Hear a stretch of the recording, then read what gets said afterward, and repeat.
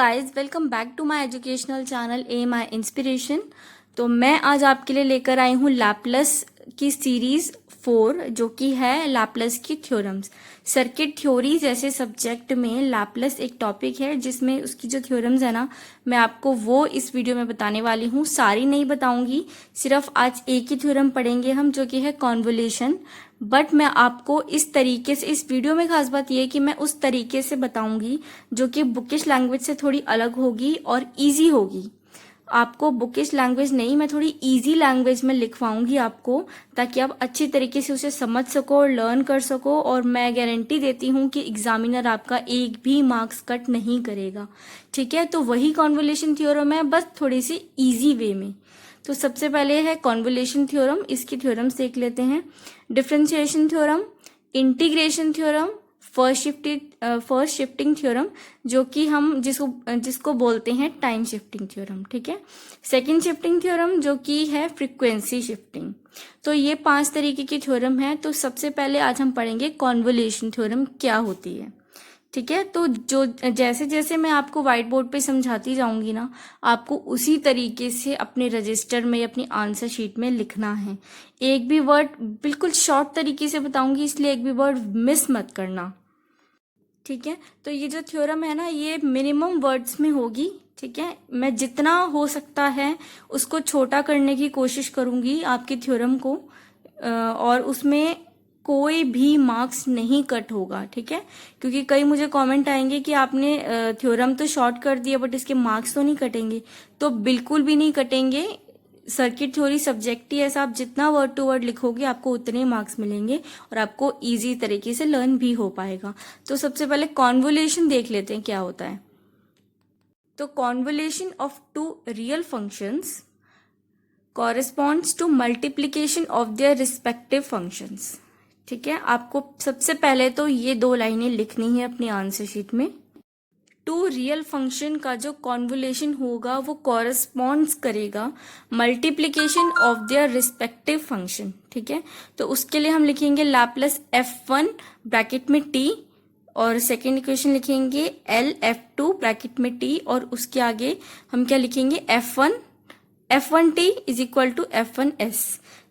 ठीक है, हमने कुछ नहीं करा है, बस t की जगह पे s लगाया है। ठीक है, t की जगह पे हमने सिर्फ s पुट करा है। ठीक है, F2t और is equal to F2s। Simple step में आपको बताया मैंने। ठीक है, सबसे पहले आपको ये दो लाइंस लिखनी है, उसके बाद ये 2 इक्वेशन जो मैंने आपको बताया ना, इजी सी, ये आपको लिखनी है। उसके बाद कॉन्वोल्यूशन इज डिफाइंड एज, आपको ये लिखना है, और उसके बाद एक इक्वेशन लिखनी है जो कि है लैपलस, ब्रैकेट को ओपन करना है, F1t।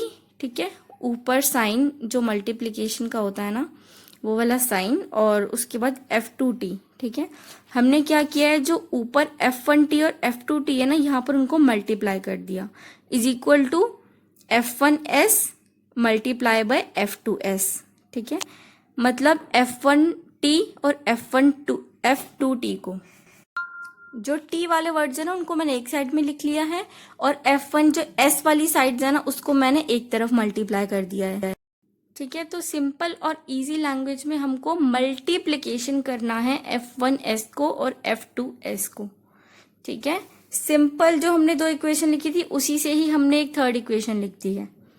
सबसे पहले तो ये लिखना है, आप चाहो तो इसका स्क्रीनशॉट भी ले सकते हो अपने रजिस्टर पर लिखने के लिए। क्या टी वाले एक साइड पे कर दिए, और जो एस वाले थे वो ब्रैकेट के इस साइड को, और दोनों को मल्टीप्लाई कर दिया मैंने। अब इसके बाद क्या करना है, और इससे इजी आपको नहीं मिलने वाला है कहीं पे। ठीक है, तो ये वाली लास्ट इक्वेशन थी जहां पर हमने छोड़ा था। उसके बाद मैंने यहाँ पर 4 लाइंस की एक डेफिनेशन लिखी है जो कि बहुत इजी है। ठीक है, the word convolves means to revolve continuously the two function f1t and f2t and multiply in such a manner they're once continuously moving with time। यहाँ पर मैंने साइन लगाया है टाउ का, ये वाला जो साइन है ना, ये टाउ बोलते हैं इसको। ठीक है, रिलेटिव टू द अदर। जिन बच्चों को इन साइन के बारे में नहीं पता तो इसको बोलते हैं टाउ, और इसको ऐसे लिखा जाता है, एक लाइन लगा दी और उसके नीचे सी लिख दिया, इसको बोलते हैं टाउ। ठीक है, जैसे हम साइन वर्ड्स यूज करते हैं ना, अल्फा, इन्फिनिटी, ऐसा ही एक वर्ड होता है टाउ। ठीक है, जो हमने यहाँ पर यूज करा है। ये सिंपल सी डेफिनेशन है, और F1T F2T ये ऊपर से ही हमने उतारा है एज इट इज। उसके बाद ये है कॉन्वोल्यूशन की इक्वेशन, जो आपको लास्ट इक्वेशन लिखनी है। ठीक है, ये वाली इक्वेशन है जो आपको लर्न करनी है, बहुत इजी है, इसमें कुछ भी नहीं है। ठीक है, F1T और F2T तो हमने ऊपर से ही ले लिया है, जो पहले वाला था। ठीक है, उसके बाद इंटीग्रेशन ऑफ लिमिट डालेंगे हम 0 to 1 F1 bracket 1 minus tau. ठीक है, इजी है, सिर्फ 1 माइनस टाउ, डॉट का साइन, F2 ब्रैकेट में हम टाउ का साइन डालेंगे, और यहाँ पर हमें लिखना है डी टाउ। ठीक है, तो ये इक्वेशन है, बहुत सिंपल सी है, इसको लिखना है हमें। ये हो गई आपकी कॉन्वोल्यूशन की थ्योरम। ठीक है, सिंपल सी, इजी सी, कोई आपके मार्क्स इसमें नहीं कट होने वाले। अब जो एक्स्ट्रा मार्क्स आपको मिलने वाले हैं ना, वो है इसकी एप्लीकेशन के।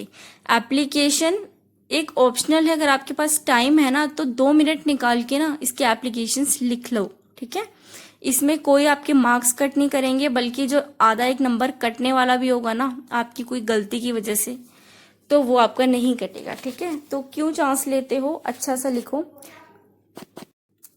एप्लीकेशन का मतलब होता है कि इसका यूज कहाँ पर होता है। ठीक है, हम कॉन्वोल्यूशन थ्योरम हम पढ़ रहे हैं, बट इसका जो यूज है ना वो कहाँ पर होता है, किन चीजों में होता है। तो ये कुछ चीजें हैं जो मैंने लिखी हैं, इसको डिटेल में तो नहीं पढ़ना है, आपको सिर्फ 1 वर्ड में बताना है कि इसकी क्या क्या एप्लीकेशन होती है। सबसे पहले होती है B factor, atomic scattering factor. ठीक है, diffraction of crystal, diffraction of lattice, resolution, truncation. ठीक है, ये कुछ ऐसी चीजें हैं, कुछ एप्लीकेशंस हैं जहां पर हम कॉन्वोल्यूशन थ्योरम का यूज करते हैं। और इसका एक और जगह यूज होता है, जो कि मिसिंग डेटा, जो स्पेस में जो हम डेटा भेजते हैं ना वो मिस हो जाता है, तो इसकी कैलकुलेशन से कॉन्वोल्यूशन थ्योरम को अप्लाई करने के बाद हम उसका जो डेटा है ना, मिसिंग डेटा, वो रिकवर कर सकते हैं। तो आज हमने पढ़ी कॉन्वोल्यूशन थ्योरम, जो कि बहुत इजी थी, बहुत इजी बताई है, कोई मार्क्स नहीं कटने वाले, शॉर्टकट में बताई है और इजी लैंग्वेज में बताई है। तो प्लीज़ लाइक, शेयर, सब्सक्राइब ज़रूर करें चैनल को। आपके एक लाइक और एक सब्सक्राइब और शेयर से मेरा बहुत मोटिवेशन बढ़ता है। और please hit the bell icon, ताकि मेरे आने वाली सभी वीडियोस का नोटिफिकेशन आपको मिल जाए। ये एक एजुकेशनल चैनल है जहां मैं हेल्प करने की कोशिश करती हूँ आप लोगों की। चलिए मिलते हैं एक नेक्स्ट टॉपिक के साथ, एक अच्छे से इजी से टॉपिक के साथ मिलती हूँ आपसे नेक्स्ट वीडियो में।